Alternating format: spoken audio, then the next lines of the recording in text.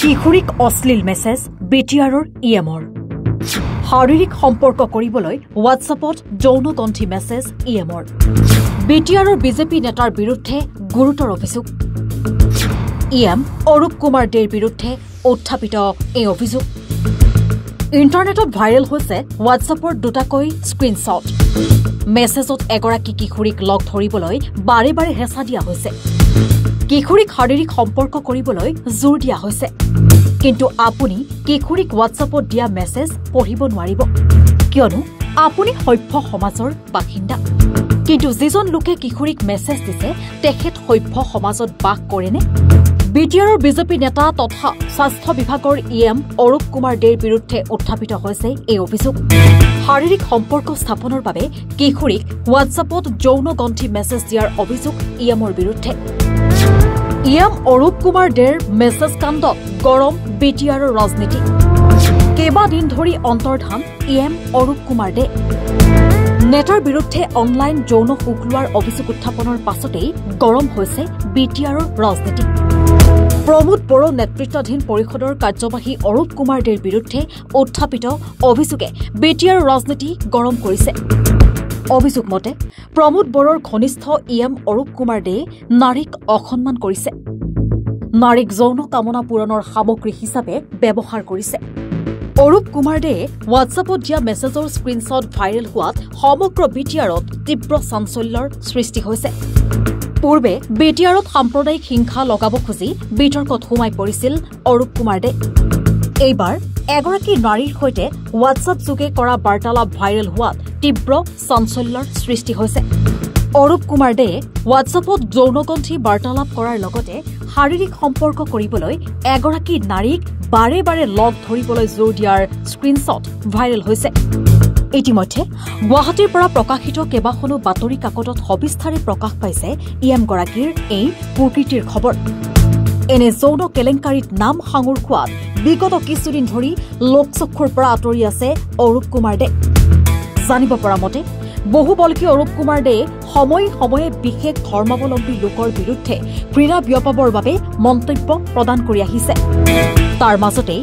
9365525230 নম্বৰৰ পৰা এগৰাকী নাৰীক বাৰে বাৰে অশ্লীল মেছেজ দিয়াৰ লগতে লগ ধৰিবলৈ জোৰ দিয়া দেখা গৈছে আনহাতে অৰূপ কুমাৰ দে এয়া তেওঁৰ বিৰুদ্ধে ষড়যন্ত্ৰ বুলি দাবী কৰি এই কাণ্ডত জড়িত নাই বুলি কয় ময়ো চাইছোঁ স্ক্ৰীনশ্বট ভাইৰেল হৈছে মোৰ নামত অৰূপ কুমাৰ দে এটাত লিখা আছে অৰূপ আৰু এটাত লিখা অৰূপ কুমাৰ দে আৰু অলপ মানে কিছুমান বেয়া মেছেজ তো স্ক্ৰীনশ্বটটো ভাইৰেল হোৱাৰ পিছত মই ইতিমধ্যে এই কেছ মানে হেৰি কৰিলোঁ কোকৰাঝাৰ থানাত আয়োগ দিলোঁ যে ভাইৰেল হৈছে কিবা কোনোবা দুষ্ট চক্ৰ এইটো এটা মানে হেৰি কৰি আছে মোৰ মানে ৰাজনৈতিক কেৰিয়াৰ বা মোক পলিটিকেলভাৱে মানে কলাপছ কৰিবৰ বাবে তো সেইকাৰণে মই স্ক্ৰীনশ্বটৰ হেৰিটো লৈ পেলাই মই কোকৰাঝাৰ থানাত কেছ মানে সাজু কৰিলোঁ আৰু আজি প্ৰেছ মিডিয়া বন্ধুসকলৰ ওচৰতো মই কৈছোঁ যে এনেকুৱা নিউজ নতুন নহয় আপোনালোকে জানে যে 1-1.5 বছৰমান আগত বা 2 বছৰ আগতো বিভিন্ন ধৰণৰ সামাজিক মাধ্যমত ফটো এডিট কৰি পেলাই বেয়া বেয়া মেছেজ হেৰি কৰি পেলাই মোৰ নামত দি থাকে তো আজি সাংবাদিক বন্ধুসকলক মই কৈ আছোঁ যে এইটো কমপ্লিটলি ফেক্ট আৰু এইটো মোৰ লগত হেৰি নাই আজিকালি এডিটিঙৰ জামানা আজিকালি নাম্বাৰ বহাই দি পেলাই মানে হেৰি কৰা যায় আৰু মই মেছেজবিলাক চাইছোঁ এই মানে সেই এগেইনষ্ট ছাইডৰ ফালৰ পৰাও চাব মেছেজবিলাক মানে পজিটিভ মানে দুই পক্ষৰ যিটো কনভাৰচেশ্যন আপোনালোকে ভালকৈ চাব বস্তুটো আৰু মোৰ সন্দেহ যে এটাত অৰূপ কুমাৰ দে আৰু এটাত ছেইম হেৰিত কেতিয়াবা মোৰ নামটো আছে আকৌ নামটো নাই নম্বৰটো আছে দুটা একলগত কেনেকৈ হ'ব পাৰে একেই বস্তু তো সেইকাৰণে মই কোকৰাঝাৰ থানাত কেছ সাজু কৰিলোঁ আৰু যোনে বদমাইচি কৰিছে চৰকাৰে বা আইনে গৃহীত ব্যৱস্থা ল'ব এইটোতো মই আপোনালোক ক'লোঁ যে এইটো আজি নতুন নহয় আপোনালোকে জানে সাংবাদিক বন্ধুসকলক এইবিলাক লৈ মোৰ যোৱা 1 বছৰ আগতো নিউজ ওলাইছে কোনোবা এজন মহিলাৰ লগত তো এইটো থাকিবই এইটো ধৰক আমি পলিটিকেল লিডাৰ আমাৰ মানে বদনাম কৰাৰ চেষ্টা কৰা থাকে ইমেজ ডাউন কৰাৰ চেষ্টা কৰে কিন্তু মই এটা কথা কৈছোঁ মই ৰাইজৰ হৈ কাম কৰি আছোঁ আৰু অহা দিনত ৰাইজৰ হৈ কাম কৰি থাকিম কোনে বদনাম কৰাৰ চেষ্টা কৰে কিবা কৰে কৰি থাকক মোৰ সেইটোৰ লগত কোনো হেৰি নাই